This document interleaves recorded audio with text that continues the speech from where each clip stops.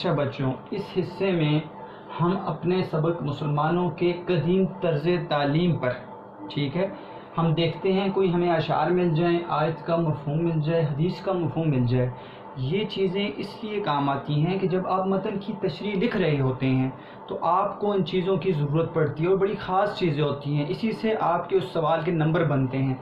تو دیکھتے ہیں ان کے اوپر قرآن کے اندر کئی جگہ پر علم کی فضیلت کا ذکر کیا گیا ہے، کافی احادیث ہیں جس میں علم کی فضیلت کا ذکر کیا گیا، تو اس اعتبار سے آپ آیت کے مفہوم کو لکھ سکتے ہیں، کوئی بھی ایسی حدیث آپ لکھ سکتے ہیں اس کے مفہوم کو جس کے اندر علم کی اہمیت پر بات کی گئی ہو۔ اس کے علاوہ اشعار بھی علم کی اہمیت پر زور دیتے ہیں، کئی اشعار ہیں جن میں علم کی اہمیت پر بات کی گئی ہے، تو آپ اشعار لکھ سکتے ہیں۔ میں صرف آپ کے لیے ایک آیت کا مفہوم، ایک حدیث کا مفہوم اور 3 اشعار اور ایک جو آپ کی کتاب کے اندر ایک بند ہے اس کو ذکر کر دوں گا جس میں تعلیم کی اہمیت پر زور دیا گیا ہے، یا ہمارے آباء و اجداد کی تعلیم جس دور سے وہ گزرے، جو مقام انہوں نے حاصل کیا، اس پر زور دیجیے، اس پر بات کر لیں گے۔ تو قرآن کی آیت کا مفہوم ہے کہہ دیجئے، نبی علیہ السلام کو اللہ تعالیٰ کہتے ہیں، فرماتے ہیں کہ کہہ دیجئے میرے نبی، کیا علم رکھنے والے اور نہ رکھنے والے برابر ہو سکتے ہیں؟ سوالیہ طور پر پوچھا ہے کہ میرے نبی کہہ دیجئے کہ کیا علم رکھنے والے جن کے پاس علم ہے اور علم نہ رکھنے والے جن کے پاس علم نہیں ہے برابر ہو سکتے ہیں؟ تو کبھی برابر نہیں ہو سکتے۔ علم رکھنے والا ہمیشہ جو ہے وہ نہ رکھنے والے سے لازمی بات ہے، فضیلت کے اعتبار سے زیادہ درجہ رکھنے والا ہے۔ تو آیت کا مفہوم آپ لکھ سکتے ہیں۔ حدیث نبی علیہ السلام نے فرمایا جس کا مفہوم ہے کہ 2 بھوکے ایسے ہیں جو کبھی سیر نہیں ہوتے، جن کا کبھی پیٹ نہیں بھرتا، ایک علم کا بھوکا اور دوسرا مال کا بھوکا۔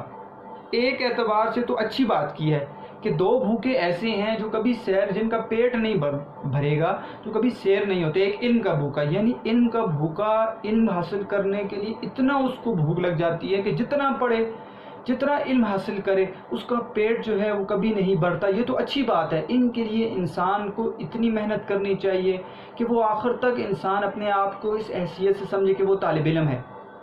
یعنی جس وقت انسان یہ سمجھ گیا کہ مجھے علم آ گیا، ٹھیک ہے، پھر تو وہ اس سے آگے پڑھ ہی نہیں سکتا۔ تو ایک طالب علم کی حیثیت سے جو ہے علم جو ہے وہ کسی بھی حصے میں، عمر کے کسی حصے میں آپ علم حاصل کر سکتے ہیں۔ تو علم کا بھوکا جو ہے اس کا کبھی پیٹ نہیں بھرتا، یہ بڑی اچھی بات ہے۔ لیکن مال کا بھوکا، تو مال تو اتنا کمانا چاہیے، اگر حلال ہے تو اچھی بات ہے، لیکن مال کا بھوکا، مال کی ہرس نہیں رکھنی چاہیے۔ علم کے لیے انسان کو تگ و دو اور محنت کرنی چاہیے۔ تو حدیث کے مفہوم میں بتا دیا کہ 2 بھوکے ایسے ہیں جو کبھی سیر نہیں ہوتے، تو علم کا بھوکا، اس کا مطلب ہے علم حاصل کرنی چاہیے۔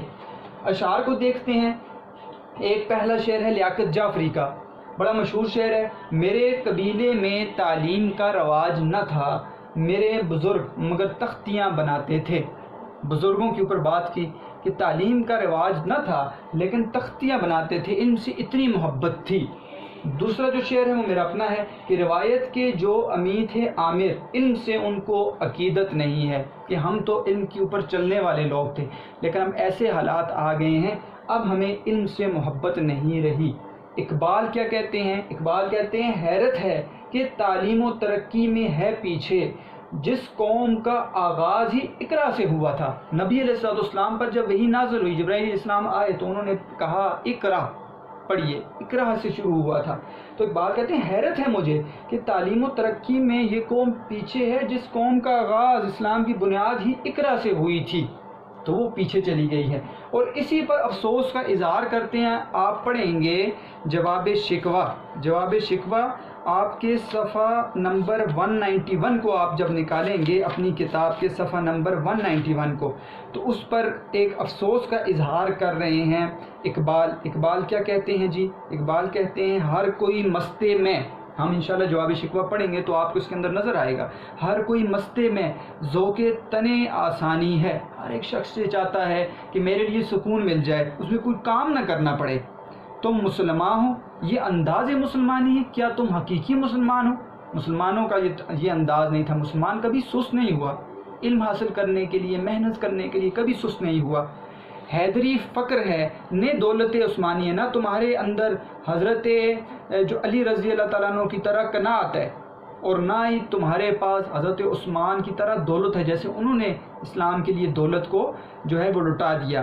تم کو اسلاف سے کیا نسبت روحانی ہے؟ تم کو اپنے آباء و اجداد سے کیا نسبت ہے؟ تم تو بڑے بڑے دعوے کر رہے ہو۔ ابھی ہم سبق پڑھیں گے جس میں ہم بڑے بڑے دعوے کر دیں گے، یہ دیکھیں مسلمانوں نے یہ کیا، تو وہ تو ان نے کیا تھا، تم نے کیا کیا؟ ایک بار رو رہے ہیں، کہہ رہے ہیں تم نے کیا کیا؟ تم کو اسلاف سے اپنے آباء و اجداد سے کیا نسبت رہی ہے؟ وہ زمانے میں معزز تھے مسلمان ہو کر، جن پر بات کریں گے وہ زمانے میں معزز تھے، عزت والے تھے، حقیقی مسلمان تھے، اور تم خوار ہوئے تارک قرآن ہو کر، اور تم نے جب قرآن کو چھوڑ دیا، تم نے علم کو چھوڑ دیا، دین کو چھوڑ دیا، تو تم کیا ہوگے؟ تم ذلیل و خوار ہوگے۔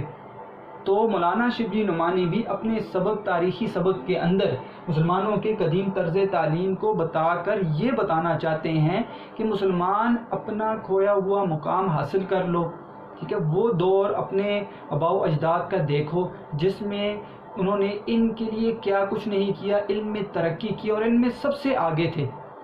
اور آخر میں آپ اس چیز کا ذکر کریں گے، جب ہم مضمون پڑھیں گے تو آخر میں آپ کو نظر آئے گا، وہ افسوس نظر آئے گا جو مولانا شبلی نعمانی نے موجودہ دور کے مسلمانوں پر کیا ہے۔